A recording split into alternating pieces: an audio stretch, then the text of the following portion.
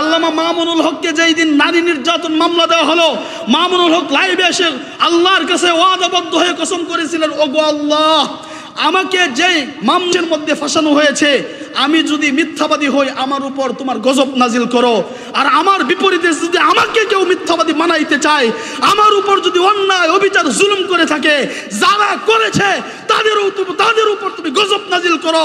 মামুনুল হক কিছুদিন আগে বলেছিলেন, সেই কথা এখন বাস্তবায়িত হয়েছে। মামুনুল হক দেশের সম্পদ হয়েছে। তুমি মামুনুল হকের উপর অন্যায় করেছো, অত্যাচার করেছো, নিপীড়ন করেছো, জুলুম করেছো। শেষ পর্যন্ত মামুনুল হকের ওয়াদা আল্লাহ শুনেছেন, শেষ পর্যন্ত তোমাকে দেশ থেকে পালাইতে হয়েছে। ওটা ঠিক না বেঠিক? আগে ছিলেন আল্লামা মামুনুল হক দেশের একটা জেলার একটা থানার একজন নেতা, এখন মামুনুল হক আন্তর্জাতিক মানের নেতা। সুবহানাল্লাহ বললেন। কে বানাইছেন? আওয়াজ করে বলেন, জোরে বলেন কে? আরো জোরে বলেন কে? দিলওয়ার হোসেন সাইদ রহমতুল্লাহ আলাইহি বলতেন, বেশি নাড়ানাড়ি করবা তো মামুর বাড়ি দিল্লি গিয়ে পড়বা। তো বেশি লড়ালড়ি করছে, মামুর বাড়ি দিল্লি গিয়ে পড়ছে। কথা ঠিক না ঠিক? মুফতি আমিনী রহমতুল্লাহ আলাইহির কথা, মুফতি আমিনী রহমতুল্লাহ আলাইহি 2005-এ বলেছিলেন, এমন একটা সময় আসবে 32 নম্বর বাড়ির প্রত্যেকটা ইট খোলা হবে। মুফতি আমিন চলে গেছেন, কথা সত্য হয়েছে। কথা ঠিক না ঠিক? আল্লাহর ওলিরা যেই কথা বলেন এটা সত্যি হয়। অর্থের কমতি ছিল না, ক্ষমতার কমতি ছিল না, জুলুম, অত্যাচার, নিপীড়ন, নির্যাতন যত প্রকার করা দরকার সব করেছে। মানুষের উপর কাঁঠাল ভেঙে খেয়েছে, মানুষকে মানুষ মনে করা হয় নাই। গড় থেকে টেনে মানুষকে মেরেছে, উলামায়ে কেরামকে গড় থেকে টেনে উলামায়ে কেরামকে জেলে ভরা হয়েছে, উলামায়ে কেরামদেরকে রাইফেল দিয়ে অস্ত্র দিয়ে আঘাত করে নারী নির্যাতন করে মামলা দেওয়া হয়েছে, কত কিছু করা হয়েছে।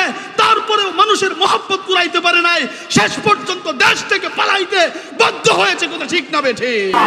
সুর যদি ধরেন, সুরের লিডার ছিল শেখের মেয়ে। কথা ঠিক না বেঠিক? ডাকাত যদি ধরেন, ডাকাতের লিডার ছিল শেখের মেয়ে। কথা ঠিক না বেঠিক? জুলুমের লিডার ছিল শেখের মেয়ে, যার কারণে প্রত্যেকটা জায়গায় জায়গায় এখন আয়নাঘর পাওয়া যায়।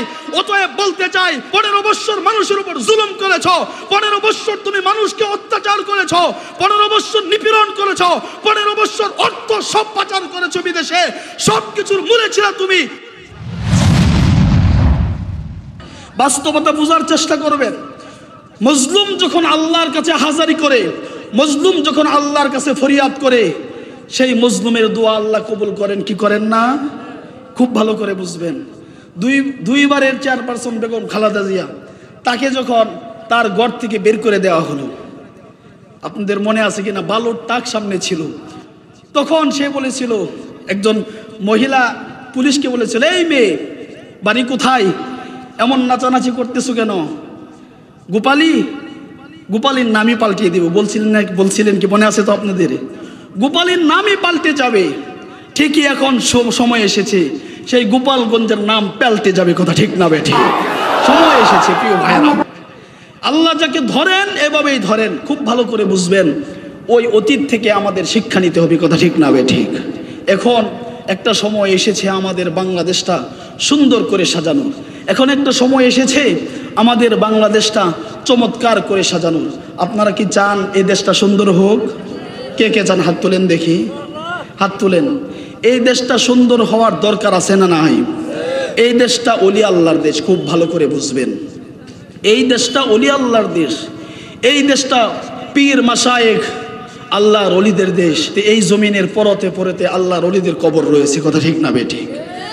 বাংলাদেশটা খুব ভালো করে বুঝবেন, সৌদি থেকে কত দূরে, হাজার হাজার মাইল দূরে।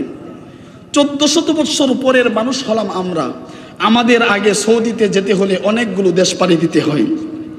আমাদের দেশের 3 দিকে হলো ভারত অমুসলিম, একদিকে হলো সাগর, মাঝখানে ছোট্ট একটা ভূখণ্ড, ঘরে ঘরে মুসলমান। এটা এমনিতেই না, আল্লাহ পাকের বিশেষ নজর আছে। কথা ঠিক না বেঠিক? এই জমিনের উপর আল্লাহ পাকের বিশেষ নজর আছে। খুব ভালো করে বুঝবেন। এজন্য এই জমিনকে আল্লাহ পাক ইসলামের জন্য সিলেক্ট করেছেন। বলতে পারি, যেই মানুষ এই জমিন থেকে ইসলামকে আলাদা করতে চাইবে, যেই মানুষ এই জমিন থেকে ইসলামকে মাইনাস করতে চাইবে, যেই মানুষ এই জমিন থেকে কোরআনী শিক্ষাকে মাইনাস করতে চাইবে, যেই মানুষ মুসলমানদের সন্তানগুলোকে ধর্মীয় শিক্ষা থেকে বঞ্চিত করতে চাইবে, খোদার কসম খেয়ে বলি অতীতেও পারে নাই, সামনেও পারবে না, ভবিষ্যতেও পারবে না, কিয়ামত পর্যন্ত পারবে না। যারা কোরআন থেকে এই দেশকে আলাদা করতে চাইবে ওরাই মাইনাস হয়ে যাবে। আল্লাহর কোরআনী শিক্ষা এই জমিনে থাকবে। আমার কথা একমত হলে তাকবীর দিয়ে হাত তুলে দেখিয়ে দেন। আল্লাহ রাব্বুল আলামিন আমাদেরকে বুঝার তৌফিক দান করুন। আওয়াজ করে বলেন আমিন। প্রিয় ভাইরা, কথা বলতেছিলাম যে মানুষ দুই প্রকার হয়। এক প্রকার হলো গুণগত মানুষ, আর এক প্রকার হলো জন্মগত মানুষ। মনে আছে তো আপনাদের? জন্মগত মানুষ হওয়ার জন্য কি কি শিক্ষার প্রয়োজন পড়ে বলেন তো দেখি? কোনো শিক্ষা লাগে? একজন মানুষ দুনিয়ার কোনো শিক্ষায় শিক্ষিত হয় নাই, কোনো শিক্ষায় শিখে নাই, সে কি মানুষ জন্ম দিতে পারবে না? বাচ্চা জন্ম দিতে পারবে না? বলেন, পারবে না? অনেক সময় দেখা যায় বিভিন্ন জায়গায় রাস্তায় পড়ে থেকে একজন পাগল, তারও বাচ্চা আছে, আছে না নাই? সে কোন শিক্ষায় শিক্ষিত? তাহলে বাচ্চা জন্ম দিতে গেলে কি কোনো শিক্ষা লাগে? কোনো শিক্ষাই লাগে না। মানুষের পেট থেকে মানুষ হলেই সে মানুষ হয়, কিন্তু গুণগত মানুষ হতে চাইলে কি লাগবে? আওয়াজ করে বলেন, কোরআনের শিক্ষা লাগবে। কোরআনের শিক্ষা ছাড়া বিকল্প কোনো রাস্তা নাই।